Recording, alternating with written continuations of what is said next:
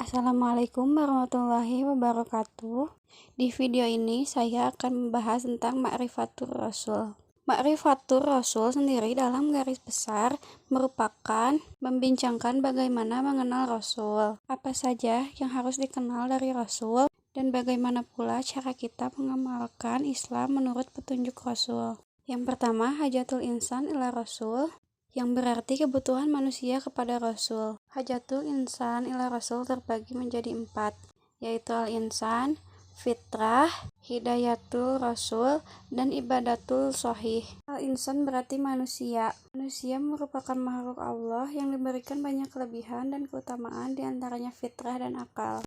Yang kedua, fitrah. Fitrah yang ada pada manusia dapat menilai baik buruknya tingkah laku dirinya maupun orang lain. Fitrah dibagi menjadi 3, yaitu wujudul khaliq, yang berarti kewujudan pencipta, merupakan sesuatu yang tak dapat diingkari. Yang kedua, ibadatul khaliq, pengabdian kepada Allah Subhanahu wa Ta'ala, yang merupakan perintah juga sebagai hasil dan akibat dari pengakuan kita kepada Allah sebagai pencipta. Yang ketiga, hayatul munadomah, yang berarti petunjuk dari Allah adalah untuk memandu manusia ke arah yang lebih baik. Yang ketiga, ibadatul sohih, adalah ibadah yang menyembah Allah dengan paduan mengikuti Rasul. Rasul sebagai penerima wahyu dari Allah harus diikuti dan sebagai keperluan bagi kita untuk menjadikannya sebagai contoh dan petunjuk dalam menjalankan ibadah yang benar. Dan yang keempat, hidayatul Rasul. Jika kita hendak mengikuti perintah Allah, maka kita mesti mengikuti perintah Rasul. Hidayatul Rasul terbagi 2. Yang pertama, ma'rifatul khaliq, yaitu Rasul sebagai petunjuk yang digunakan untuk mengenal Allah. Yang kedua, minhajul hayah. Petunjuk Rasul juga digunakan untuk mengamalkan Islam yang benar dan yang diridhoi Allah.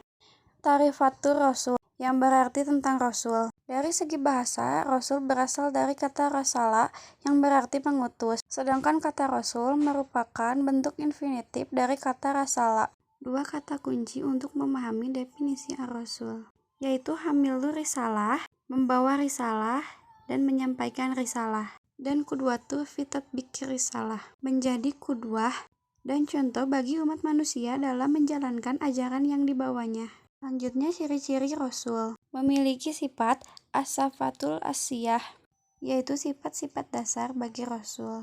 Misal, sidik, jujur, amanah, dapat dipercaya, tabligh, menyampaikan, dan patonah, cerdas.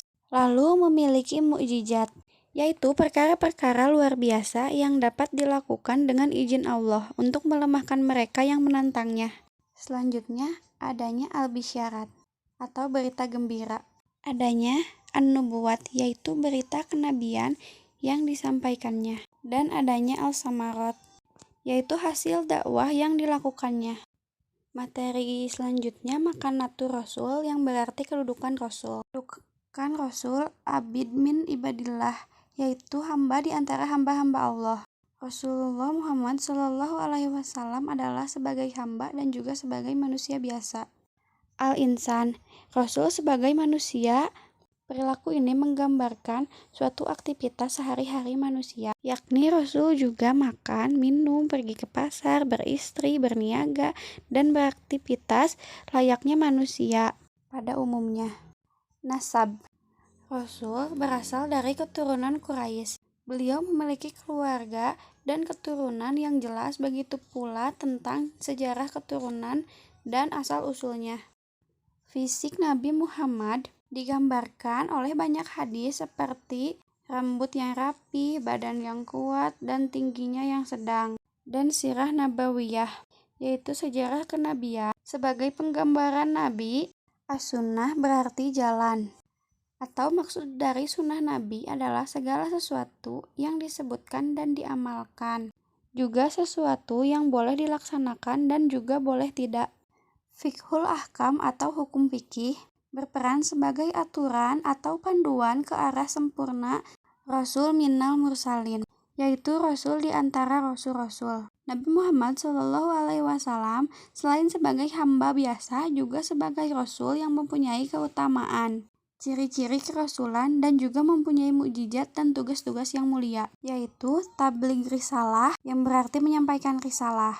Imanatul umat yang berarti pemimpin umat, adaul amanah yang berarti menunaikan amanah, dan dakwah nabawiyah atau dakwah kenabian. Dan materi yang keempat yaitu sifat-sifat Rasul.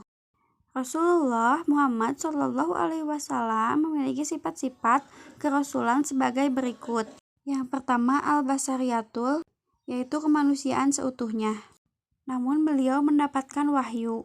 Yang kedua al-ismah, yaitu terpelihara dari kesalahan dan dosa-dosa.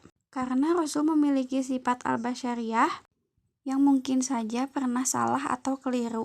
Tetapi kesalahan tersebut segera diluruskan oleh Allah sehingga beliau terpelihara dari kesalahan yang berlarut-larut. Yang ketiga asidku, yaitu jujur.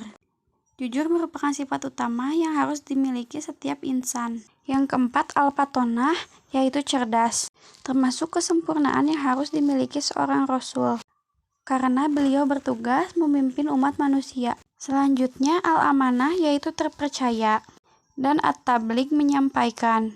Sebagai Rasulun minal mursalin, Rasulullah Muhammad Shallallahu Alaihi Wasallam memiliki tugas untuk menyampaikan risalah sebagai bentuk adaul amanah.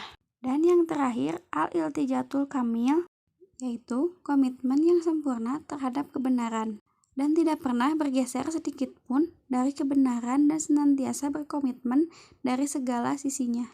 Sekian materi kali ini. Terima kasih. Wassalamualaikum warahmatullahi wabarakatuh.